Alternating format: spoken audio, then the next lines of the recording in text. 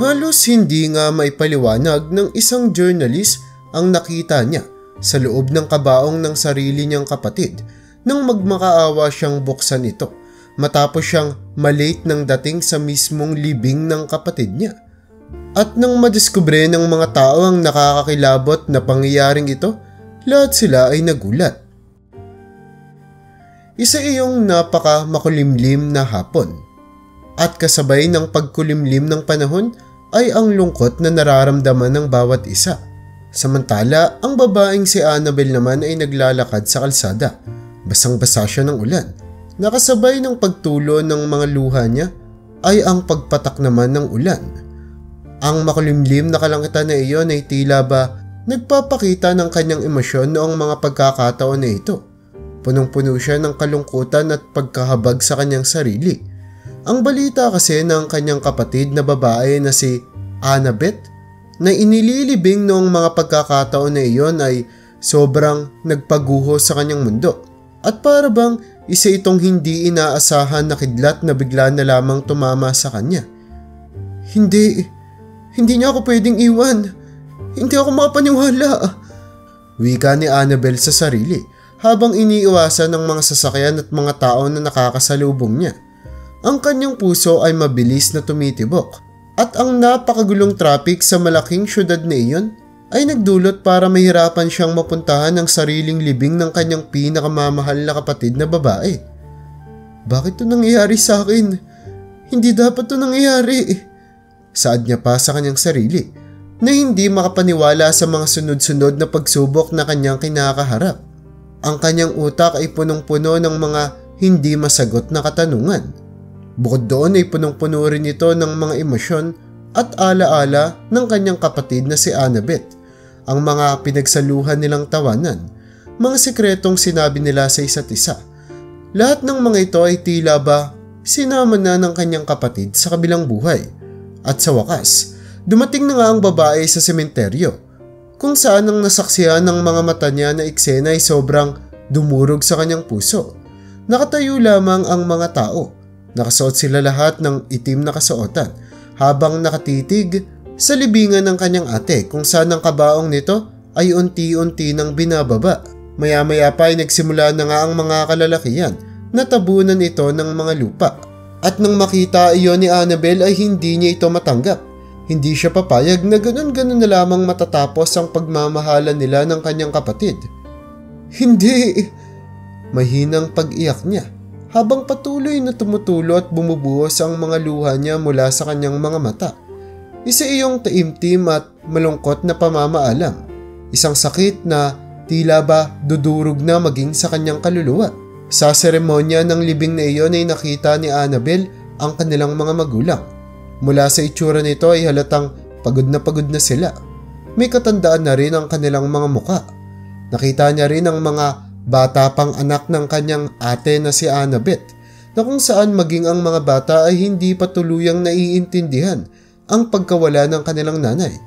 At ang mas malala pa doon ay nang magkatinginan sila ng asawa ni Annabeth ay bigla na lamang siyang nakaramdam ng pagkakilabot. Merong kakaiba sa tingin ng asawa nito. Isang bagay na sobrang nagpatakot sa babae. Kaya naman, sa hindi malamang dahilan ay bigla siyang nakaramdam ng lakas na hindi niya alam na tinataglay niya pala. Biglang sumigaw si Annabel. Buksan niyo yung kabaong! Buksan niyo yun ngayon! At pagkatapos ay dumiretso siyang takbo sa puntod ng kanyang ate na nagdulot para magkaroon ng komosyon sa lugar habang desperado niyang pinapahinto ang mga kalalakihang nagpapala ng mga lupa papunta sa kabaong ng kanyang ate. Habang pinapanood naman siya ng mga bisita, nagugulimehanan sila at nagugulat sa mga sunod-sunod na pangyayari. Nanatiling matatag na nakatayo si Annabel sa kanyang gustong gawin. Ang kanyang mga mata ay nakatitig lamang sa kabaong ng kapatid niya at nagmamakaawa siyang buksan ito ng mga tao. Nanginginig pa ang kanyang mga kamay habang ang kanyang boses naman ay may pinaghalong emosyon ng pagmamakaawa at paghingi ng demand. Pero bakit bigla na nga lamang nagkaganito si Annabel? Ano nga ba ang totoong nangyayari? Kaya naman para mas maintindihan natin kung ano ang nangyayari ay kailangan nating bumalik ng kaunti sa ilang mga sandali. Si Annabel at si Annabeth ay magkambal. At sa kabila ng katotohanan na hindi sila maituturing na identical twins, ay meron naman silang koneksyon na hindi mo nga makikita sa kanilang panlabas na itsura. Simula pa noong mga bata pa lamang sila ay hindi na sila mapaghiwalay pa. Ang kanilang mga buhay ay nahubog ng kanilang pagmamahalan at matinding koneksyon sa isa't isa, na kung saan ay nagkakaintindihan nga sila sa mga bagay-bagay na sila lamang ang nakakaalam. Sa kanilang paglaki, ang magkapatid na ito ay nagkaroon ng magkaiba ngunit ambisyosong mga pangarap. Si Annabelle, ang pinakagala sa kanilang dalawa, ay laging pinapangarap na maging isang journalist. Nakukuha kasi ng atensyon niya ang mga istorya at mga kaganapan na kanyang nakikita.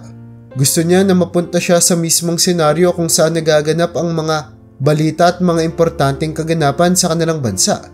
At dahil nga sa tapang niya ay nagawa niya ang kanyang pangarap.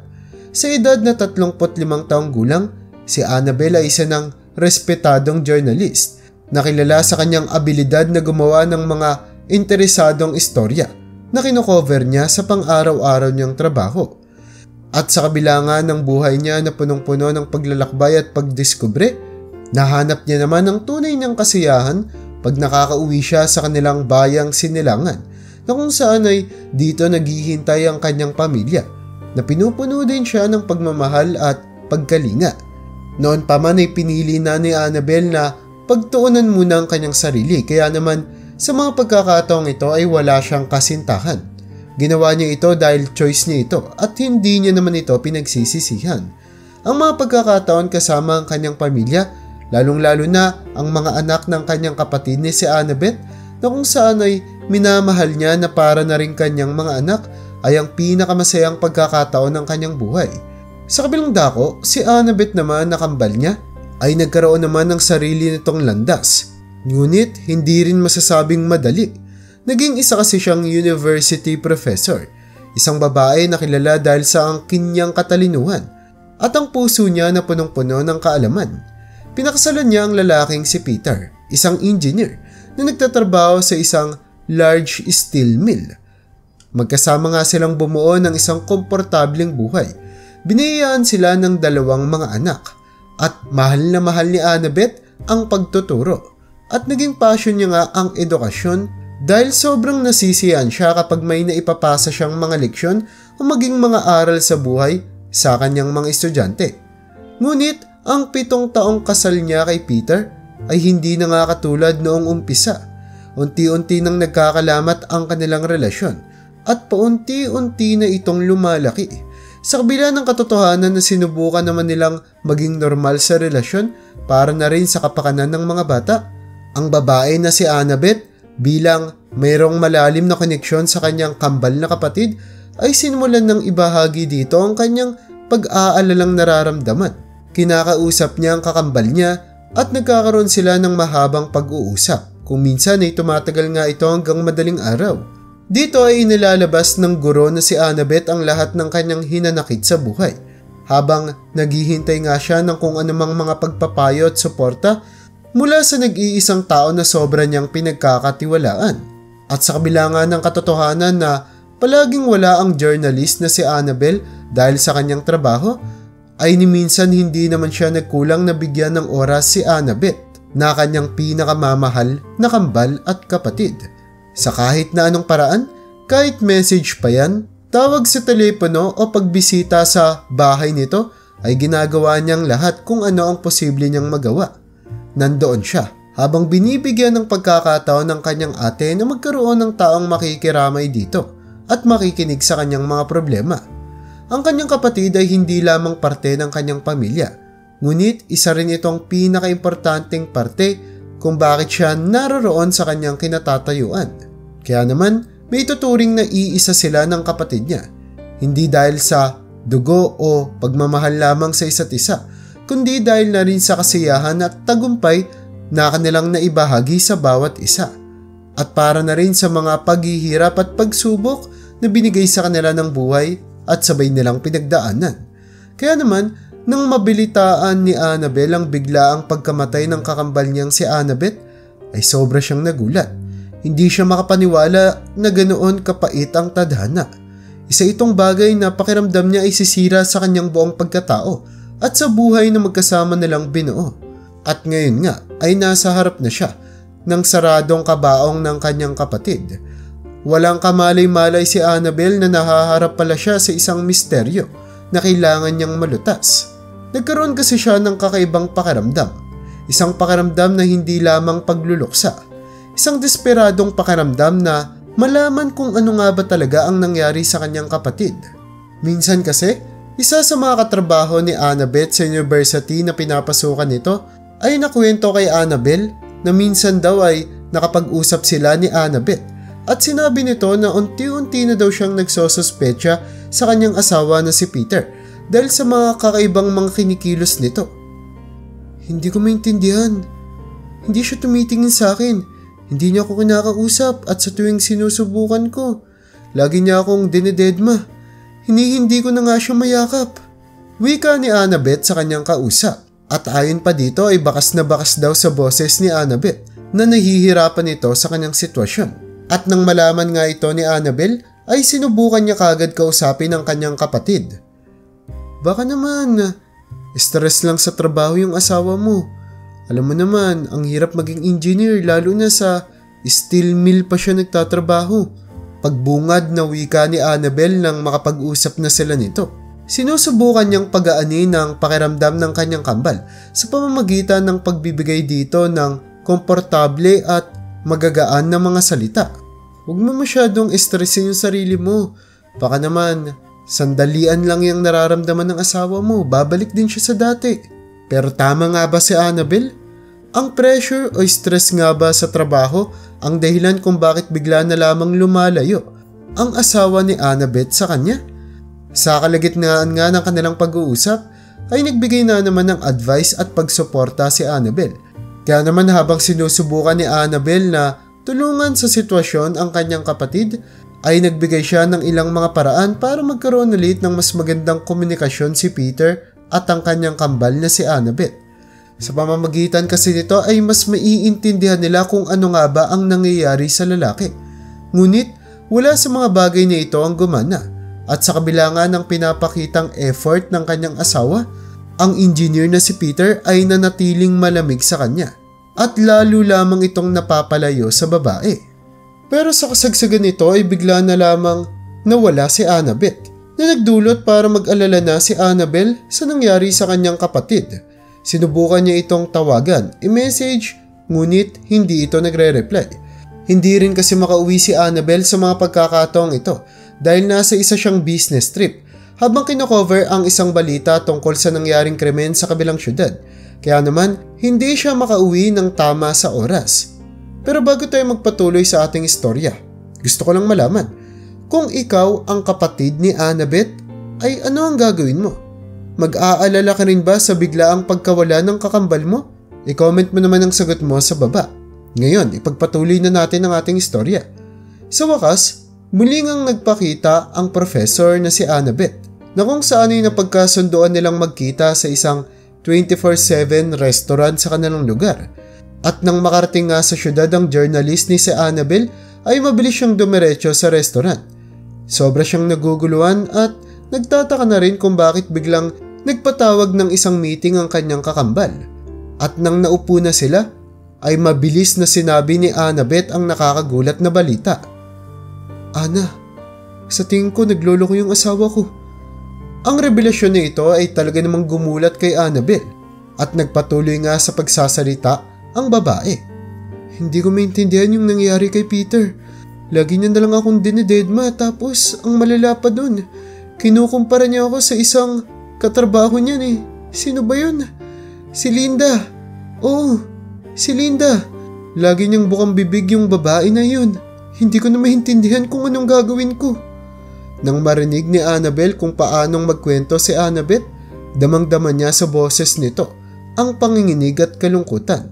Si Linda ay ang bagong katrabaho nga ng engineer na si Peter. At simula nga noon ay tila ba naging regular na siyang problema ng babaeng si Annabeth tungkol sa kanyang asawa.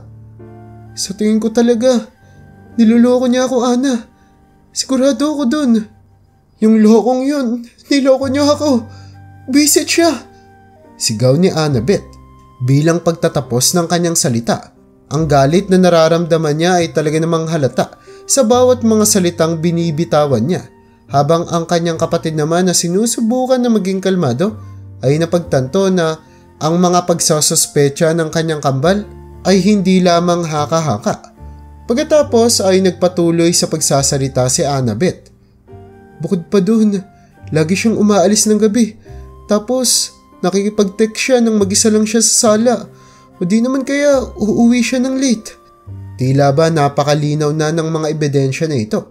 Kaya naman mahahalata kay Annabeth na nanginginig siya sa kanyang nararamdaman at nandidiri na rin sa posibilidad na niloko nga siya. Paano niya nagawa to sa akin? Bakit hindi niya man lang inisip yung mga bata? Pagluha ni Annabeth, habang ang kakambal niya naman na si Annabel na napagtatanto na kung gaano kaseryoso ang sitwasyon na kinalalagyan ng kanyang kambal ay inabisuhan niya na lamang ang kanyang kapatid. Ganito na lang, kung totoo talagang naglolo ko yung asawa mo at nakumpirma natin yun, ito ang gawin mo. Kumalap ka ng mga ebidensya at mag-file ka na ng divorce. Alam ko na may hirap na advice to para sa'yo, pero hindi ko na kayang makitang nasasaktan ka ng ganyan.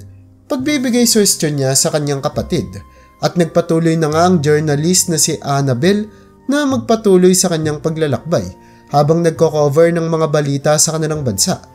Pero sinigurado pa rin naman niya na makakausap niya ang kapatid niyang si Annabeth dahil sobrang nag-aalala siya sa sitwasyong kinalalagyan nito. At nang magkita nga sila ulit, bumungad sa kanya ang mukha ng kapatid niya na may pinaghalong galit at pagkadismaya. Tinanggi niya lahat. Tinanggi niya lahat yung tungkol sa babae na yun. Tinanggi niya lahat. Pero sobrang obvious naman na yun, bakit niya pa itatanggi? Pero nung sinabi ko yung about sa divorce, alam mo yung sinabi niya sa akin? Pagtatanong ni Annabeth habang nanginginig ang kanyang boses. Ang tensyon sa kanyang muka ay nagpapakita kung gaano kaseryoso ang sitwasyon. Dahil nang ikasal si Annabeth at Peter, naging legal na pagmamay-ari ni Annabeth ang lahat ng kanilang mga ari-arian bilang mag-asawa. Mula sa bahay, maliliit na mga gamit kahit nasa kanilang sasakyan. Lahat ng yon ay nakapangalan kay Annabeth. Ito ay dahil sa nagkaroon ng problema sa pangalan ni Peter. Tahimik lamang na nakatingin si Annabel habang nagsasalita ang kanyang kakambal. Alam mo yung sinabi niya sa akin na gusto kong makapag-divorce? Hindi siya pumayag. Wika ni Annabeth na punong-puno ng galit at pagkadismaya. Pakiramdam niya ay naisahan siya ng sarili niyang asawa, habang ang kapatid niya naman na si Annabel ay sinusubukan na maging kalmado at nagtanong siya dito. Pero may mga pruweba ka na ba, Annabeth? Katulad ng sinabi ko sa iyo nakaraan? Pagtatanong ng babae. Wala pa, pero sigurado akong makakahanap rin ako. Sagot naman ng babae sa kanya na punong-puno ng determinasyon na para bang hindi siya papatalo sa kahit anong pagsubok na kanyang kakaharapin. Labis naman nakalungkutan ang nararamdaman ni Annabel nang makita niya kung gaano nakakalungkot ang sitwasyon na kinakaharap ng kanyang kambal na kapatid. At sa kabila ng napakarami niyang trabaho at iba't ibang mga paglalakbay para sa mga balitang kanyang kinocover, ang kanyang utak naman ay nakasentro lamang sa kakambal niyang si Annabeth. Sa bawat mga istorya na kanyang tinatampok at sa bawat mga artikulong kanyang sinusulat, ay hindi niya may tatanggi ang lumalaki ng pag-aalalang nararamdaman niya. Matapos nga ang mga araw na iyon ay nagkaroon siya ng isang napakagandang oportunidad para sa kanyang career na journalist. Nabigyan kasi siya ng isang storya mula sa ibang bansa. Isang ginintoang tsansa para sa kanyang trabaho, na kung saan ang pagko-cover niya ng storya na ito ay ibig sabihin lamang ay mapopromote siya at magiging isa ng tanyag at prominenteng broadcaster. Pero kahit na nakakaramdam ang kanyang puso ng kasiyahan, ay nahahati pa rin naman ito, na kung saan ay tila ba mas mabigat sa kanya ang sitwasyong daladala ng kanyang kapatid. Magiging okay lang ba siya pag ilang araw ang nawala? Saad ni Annabel habang iniimpake niya ang mga gamit at bag. At dahil nga isa itong importanteng news coverage, ay sinubukan ni Annabel na mag-focus sa kanyang trabaho. Sa kabila ng katotohanan na ang kanyang puso at ang kanyang utak ay medyo malayo pa rin ang distansya. At noong araw nga na iyon, na dapat sana isang masayang selebrasyon, ay napalitan ng sikip sa kanyang dibdib sa buong oras na naroroon siya sa kanyang trabaho. Isa itong kakaibang sensasyon na para bang nararamdaman niya mula sa kung saan pa man. Ngunit hindi naman alam ni Annabel kung ano nga ba talaga ito. Kaya naman sa hotel, matapos ang halos 12 oras na recording, sobrang pagod na ang babae at doon niya lamang napansin ang missed call sa kanyang cellphone. Missed call ito ng kapatid niyang si Annabeth. Ngunit mayroong kakaiba sa mensahe na iyon na iniwan ng kanyang kakambal. Ito ay naglalaman ng sound recording na kung papakinggan ay para bang recording ng taong tumatakbo. Nakarinig siya ng komosyon na nagdulot para sobra siyang maalarma at magkaroon ng isang masamang pakiramdam. Mabilis niyang tinawagan pabalik ang kanyang kapatid, ngunit naka-off na ang cellphone nito. "Pakiusap, Beth. Sagutin mo yung tawag ko, pakiusap." Pagmamakaawa niya. At lumipas nga ang 2 araw. Hindi tumigil ang journalist na muling makausap ang kanyang kakambal. Ngunit wala siyang reply na natatanggap. Ni hindi na nga siya makapag-concentrate sa istoryang kanyang kinocover. At hindi maalis sa kanyang isipan kung bakit hindi man lang tumatawag sa kanya si Annabeth. At doon lamang, habang durog na durog ang kanyang puso ay napagdesisyonan niyang tawagan na ang kanyang mga magulang. At sa mga pagkakataon na ito ay sumagot ang kanyang tatay. At ang sinabi ng lalaki ay sobrang dumurog sa kanyang kalooban. "Anak, Annabel, yung kapatid mo." Pagsisimula ng tatay niya, habang maririnig ang iyak at pagluha dito. "Si Beth, patay na si Beth." Ang mga salita na iyon ay isang malakas na kidlat na tumama kay Annabel. Ang kanyang tatay na umiiyak sa telepono kasama ang nanay niya na maririnig sa background ay tila ba mga tunog na bumubuo ng napakalalim na sakit. Isang tunog na minsan ay hindi pinaniwalaan ng babae na kanyang maririnig. Hindi siya makapaniwala at hindi niya maproseso ang mga salitang binigkas ng tatay niya. "Ano? Anong ibig mong sabihin, Papa? Ano? Hindi. Hindi yan posible." Wika niya at talaga namang hindi makapaniwala habang bigla na lamang tumulo ang mga luha sa kanyang muka. "Paano? Kailan? Hindi ako makapaniwala, hindi ito totoo.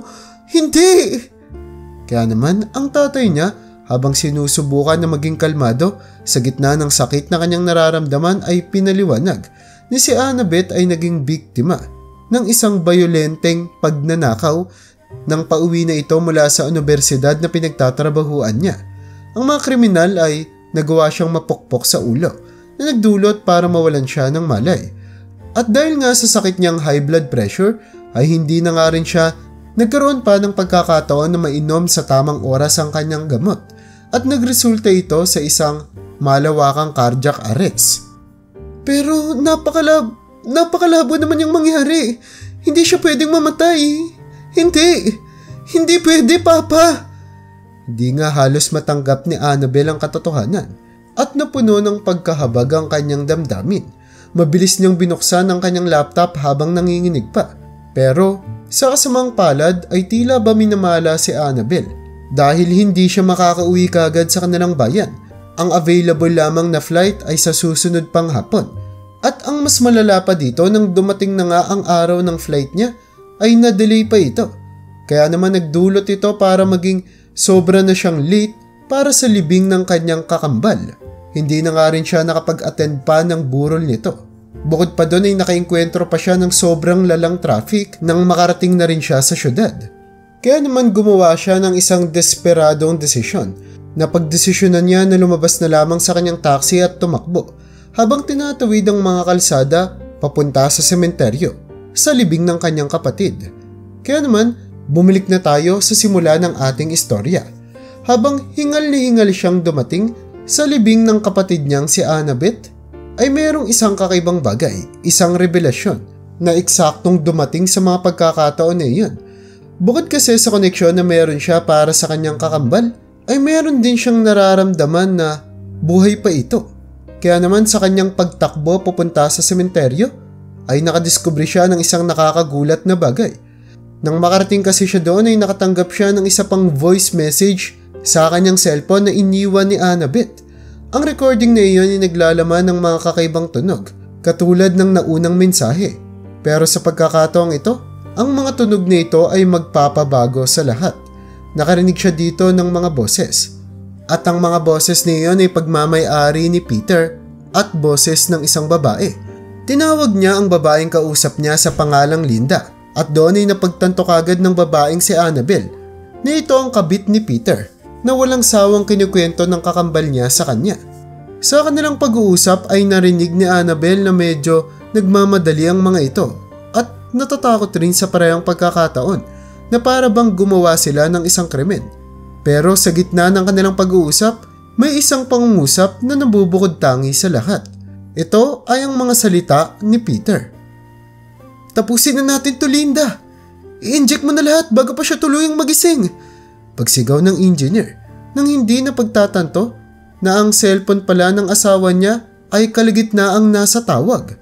Kaya naman nang makarating ang journalist na si Annabelle sa sementeryo at doon ay nakita niya ang kanyang brother-in-law na si Peter at nang magkatagpo nga ang kanilang mga tingin ay nakita niya kung paano ito ngumiti at bumuo ng ekspresyon sa kanyang muka na para bang nagsasaya ito dahil nagtagumpay ang kanyang plano.